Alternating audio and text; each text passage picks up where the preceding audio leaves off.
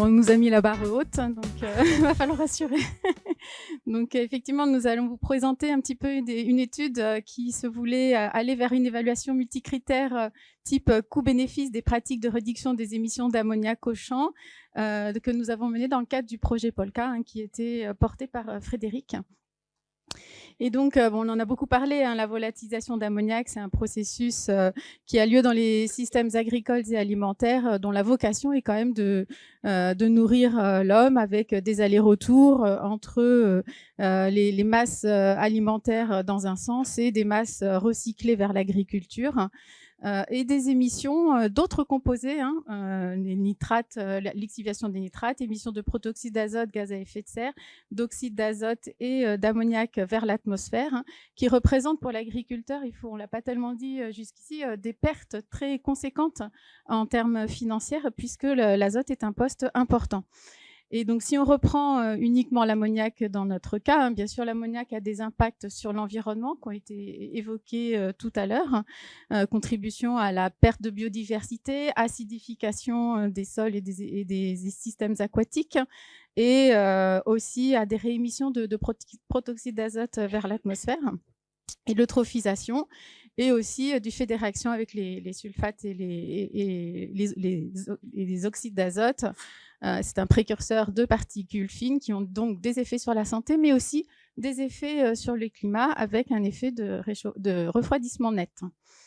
Et donc, l'objectif de la réduction de la volatilisation d'ammoniac, ça répond à un défi sans S, à la croisée d'enjeux qui sont donc à la fois agronomiques, environnementaux, climatiques, sanitaires et aussi économiques, parce que tous ces impacts sont associés aussi à des coûts pour la société civile cette fois-ci. Donc, donc l'objectif du projet Polka, c'était d'étudier la mise en place de politiques d'amélioration de la qualité de l'air dans un contexte en lien avec les pratiques agricoles. Et donc, on a cherché à estimer l'efficacité et les impacts des mesures de réduction des émissions d'ammoniac en prenant en compte les spécificités des pratiques agricoles françaises.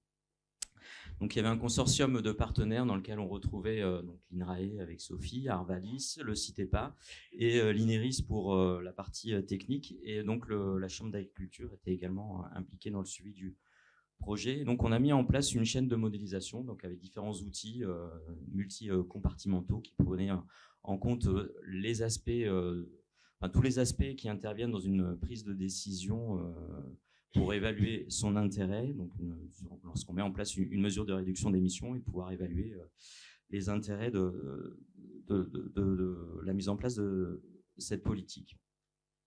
Et donc, on a déployé ce système sur différentes situations, différents cas concrets.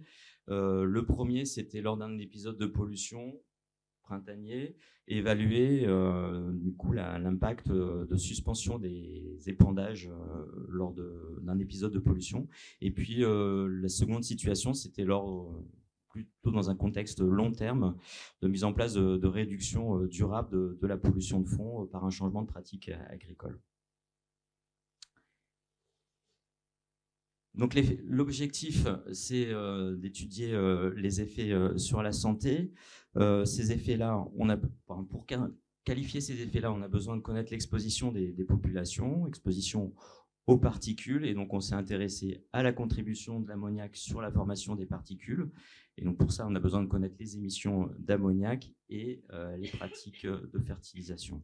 Donc, quand on reprend toute cette chaîne-là, donc on part des pratiques de fertilisation sur lesquelles on peut jouer. Donc, on a les pratiques de référence, et puis après, il va y avoir les pratiques de réduction des émissions qui vont impacter la quantité d'émissions d'ammoniac, qui va influencer les concentrations d'ammoniac dans l'air, qui vont influencer les concentrations de particules, l'exposition des populations et l'effet sur la santé. Donc, l'objectif du projet, c'est de pouvoir évaluer toute cette chaîne et les bénéfices. Donc, quand on met en place une mesure de réduction d'émissions, il va y avoir une baisse de l'exposition des populations qui va donc engendrer une baisse des effets sanitaires, donc des bénéfices en termes de coûts. Et on va évaluer l'équilibre avec les coûts nécessaires à la mise en place de cette mesure pour bien décider ou pas de l'intérêt de prendre de mettre en place ces mesures de réduction des émissions. Et donc, pour commencer, comment on a pu reproduire les pratiques de fertilisation et leurs effets sur la volatilisation d'ammoniac dans toute cette chaîne d'outils d'analyse coût-bénéfice. Nous avons utilisé l'outil cadastre ammoniac qui permet de faire tourner un modèle de processus Voltaire en décrivant l'ensemble des facteurs qui conduisent à ces émissions. Donc, je vous présente rapidement cet outil. Il permet donc de décrire les pratiques de fertilisation et pour le faire, nous avons utilisé les enquêtes pratiques culturales de l'Agreste, ce qui nous a permis de définir environ 791 itinéraires techniques de fertilisation azotée pour les 39 cultures de l'enquête pour environ un peu plus de 700 petites régions agricoles en France. Donc ça, nous l'avons fait et nous avons associé aussi tout un tas d'autres bases de données géoréférencées et temporalisées sur donc les surfaces et les espèces de culture sur ces petites ces espèces cultivées sur ces petites régions agricoles, les propriétés physico-chimiques des engrais, les cartes et les propriétés des sols, ainsi que les conditions météorologiques à un pas de temps horaire sur l'ensemble de l'année culturale.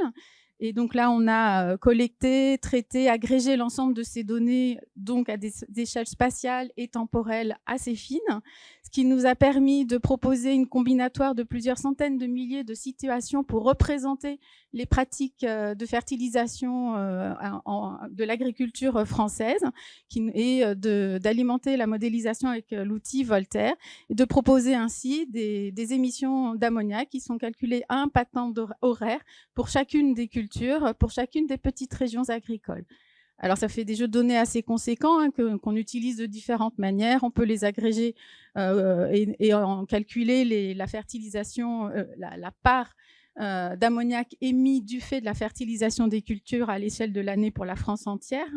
Ça nous permet aussi de proposer de la dynamique de ces émissions pour cette année culturelle. Ici, on a représenté 2010-2011 avec ces pics d'émissions que nous avons observés plutôt au mois de mars qu'au mois d'avril, par exemple, pour cette année. Et aussi, on peut spatialiser les émissions à l'échelle de... Ici, on est à des échelles plus petites, de l'ordre de 4 km sur 4 km pour se rapprocher de la grille des outils qui sont couplés par la suite. Voilà, et donc ce cadastre NH3 va alimenter des modèles de qualité d'air. Et dans le cadre du projet, donc, on a utilisé le modèle Chimère, un modèle de chimie transport qui permet à travers un certain nombre d'équations numériques, de résoudre l'évolution des concentrations de NH3, de particules, les interactions physico-chimiques entre du coup, les différentes espèces de polluants en prenant en compte les conditions météorologiques. Et donc pour en dire un peu plus sur ces modèles, donc ils sont alimentés par un certain nombre de données en entrée, données de météorologie qui proviennent de Météo France ou du Centre européen, des données de conditions limites parce que c'est des modèles qu'on applique sur des aires limitées, donc on a besoin de leur apporter une information sur les masses d'air qui rentrent à l'intérieur de nos domaines de modélisation. Et puis on utilise également des émissions à la fois naturelles et anthropiques qui proviennent des services Copernicus. Et donc en sortie des modèles, on a ce type de cartographie ici à l'échelle nationale, avec lesquels on suit l'évolution spatio-temporelle des concentrations des polluants réglementés. Et donc, dans le cadre du projet, on a substitué les émissions qu'on utilise habituellement dans nos chaînes de modélisation, donc les émissions Copernicus, par les émissions de cadastre NH3 et des scénarios de réduction des émissions utilisant cadastre NH3. Et avant d'utiliser ces outils pour faire des projections, nous avons voulu le valider, cette substitution. Nous l'avons fait dans le cadre du projet Ampère et nous avons comparé à des images satellitaires obtenues sur le mois de mars et le mois d'avril 2011 les simulations avec toujours le modèle Chimère en utilisant soit l'inventaire de référence Copernicus à gauche, soit le même inventaire mais avec la substitution avec des inventaires cadastre ammoniac pour la partie fertilisation et recyclage des produits résiduaires organiques. Et on voit sur ces graphiques qu'on arrive à une meilleure prédiction des concentrations, en particulier dans le Nord et la Bretagne, quand on utilise l'outil cadastre ammoniac, en particulier au mois de mars. Et on a aussi comparé les concentrations, la dynamique des concentrations obtenues avec les observations au sol dans des stations d'observation. Et là, pour l'année 2016-2017, cette fois-ci, on voit qu'on a une meilleure estimation des concentrations, en particulier au printemps. Donc, on a bien une amélioration de la description spatiale et temporelle des concentrations en ammoniac à la surface. Et donc, en utilisant cet outil qu'on a mis au point, il nous a été possible un des premiers usages qu'on en a fait, c'est essayer de voir comment il était possible d'éviter un épisode printanier de pic particulière, soit en suspendant, soit en reportant des fertilisations, parce qu'on ne peut pas faire ça de manière simple dans la vie réelle. Donc, nous avons d'abord regardé l'effet de la durée de la suspension entre quelques jours à une dizaine de jours, et aussi de la position du moment d'arrêt de suspension des fertilisations.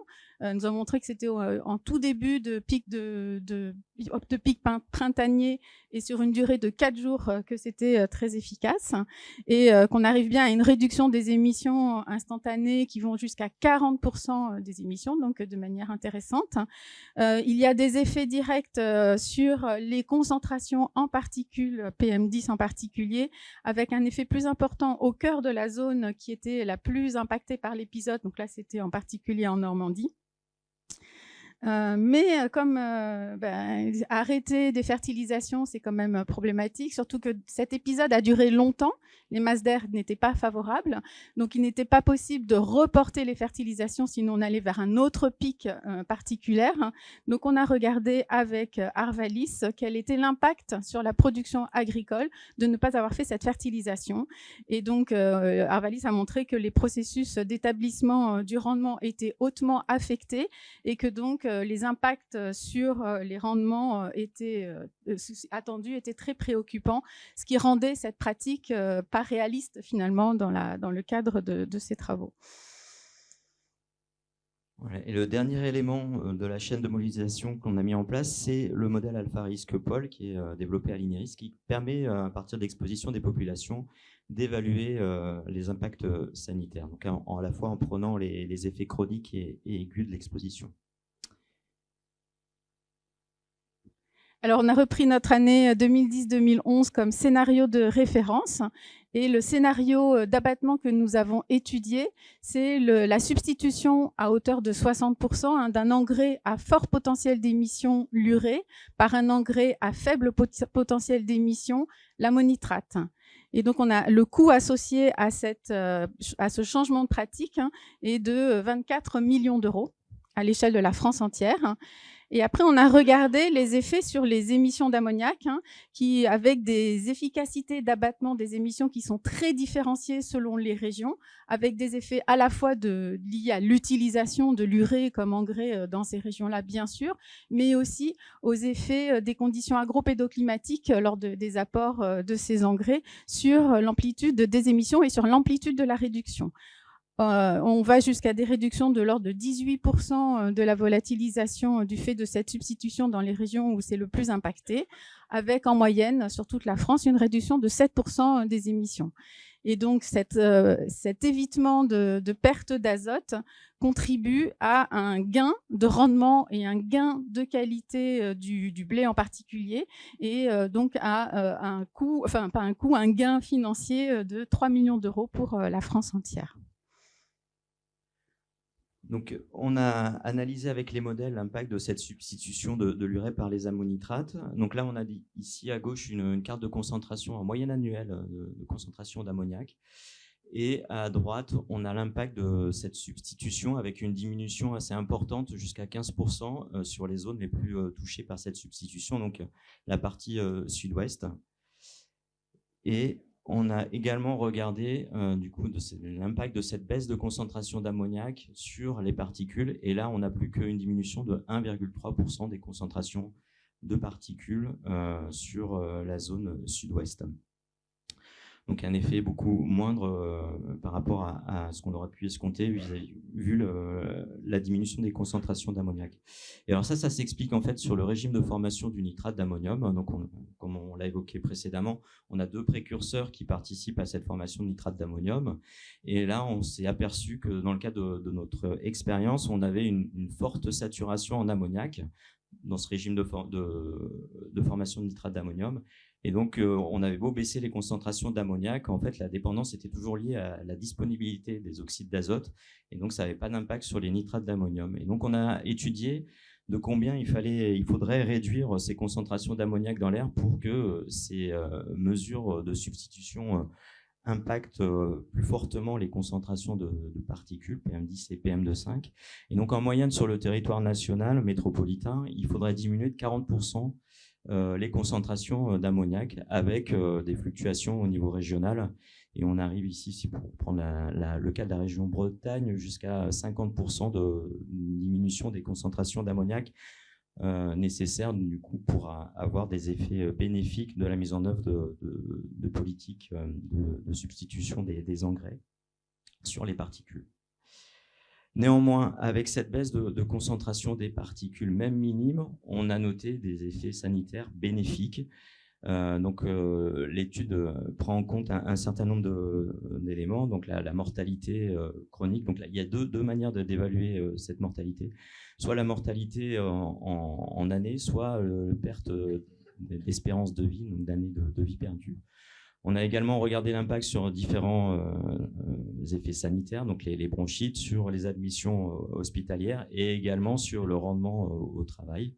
Et donc tout ça nous permet d'avoir une fourchette entre 186 et 541 millions d'euros de bénéfices, même avec des diminutions de concentration de l'ordre de 1,3% principalement sur la zone sud-ouest. Donc quand on fait le coût total, net, mais on arrive avec les éléments mentionnés par Sophie sur les coûts additionnels et la valorisation agricole, on arrive à des bénéfices nets entre 186 millions d'euros et 541 millions d'euros. Entre 165 et 520 millions d'euros.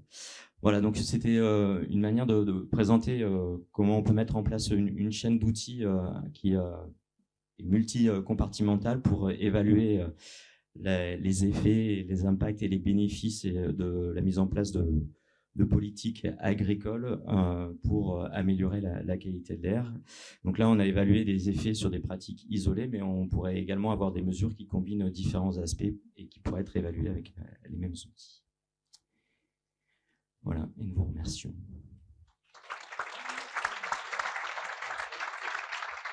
Merci beaucoup. Alors, on va pouvoir prendre quelques questions. Qui souhaite poser une question ?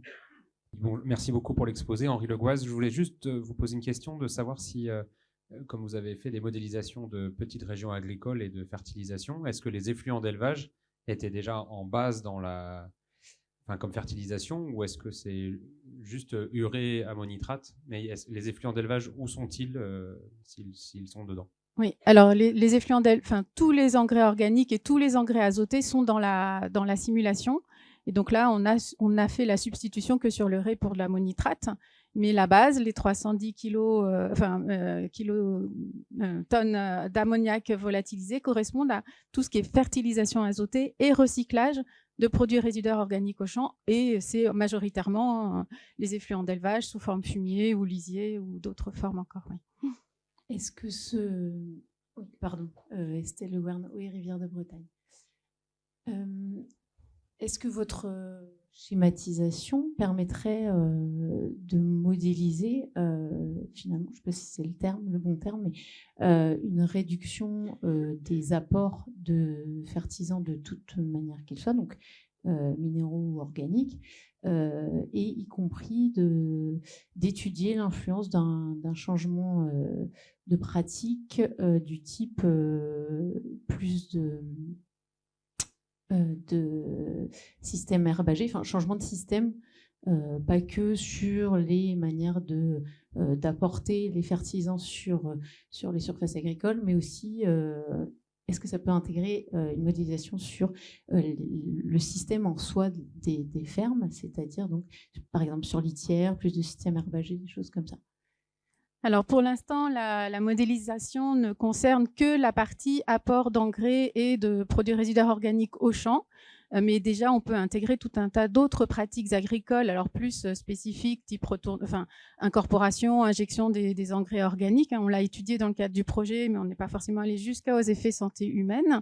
On peut avoir des changements d'usage des sols si on arrive à avoir les bonnes informations sur la localisation, la proportion des surfaces qui sont plus cultivées d'une certaine manière, mais qui reçoivent d'autres façons, d'autres types de fertilisation à d'autres moments de l'année. C'est tout à fait intégrable. La connexion avec l'élevage est pour l'instant faite de manière plus simple. Mais vraiment, ça serait un ajout très intéressant de pouvoir aller jusque-là, sachant qu'il y a des travaux qui se font dans d'autres organismes, aussi à INRAE sur les bâtiments d'élevage, stockage, et dans les instituts techniques, les chambres d'agriculture sur ces sujets-là, et qu'en se connectant, on pourra aussi temporaliser et spatialiser ces émissions-là en connexion avec les apports au champ. Monsieur. Ouais, Yvonne Guillois pour Santé publique France. Je voulais savoir... les PM, de quel PM vous parlez? C'est les PM10, les PM2.5? Là c'est PM2.5. PM2.5, d'accord. Et la résolution, vous avez parlé de la résolution au niveau de l'inventaire. J'imagine que c'est la même chose sur le modèle. C'est des mailles de 4 km avec un pas de temps, 4 km² avec un pas de temps horaire. Alors, la maille du modèle était de 4 km par 4 km et après, le calcul est horaire, oui. Et le pas de temps est horaire, c'est ça? Oui. Oui. D'accord. 4 sur 4. Est-ce que justement les politiques s'intéressent à vos travaux? Est-ce qu'ils peuvent se les approprier? Moi, je vais parler pour le ministère de l'Environnement, auquel on rapporte bien entendu ces travaux. Et il y a un intérêt très important par rapport à nos objectifs, les objectifs de la France en matière de réduction des émissions d'ammoniac et aussi d'amélioration de la qualité de l'air et de respect des seuils réglementaires pour les particules.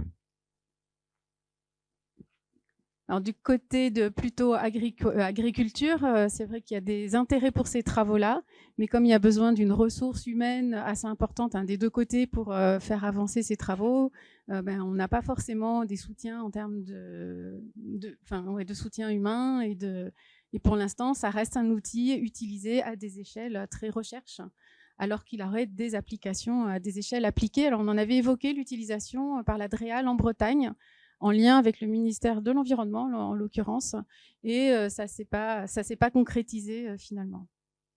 Merci beaucoup Sophie Génermont. Et Frédéric Meuleux, on vous applaudit à nouveau.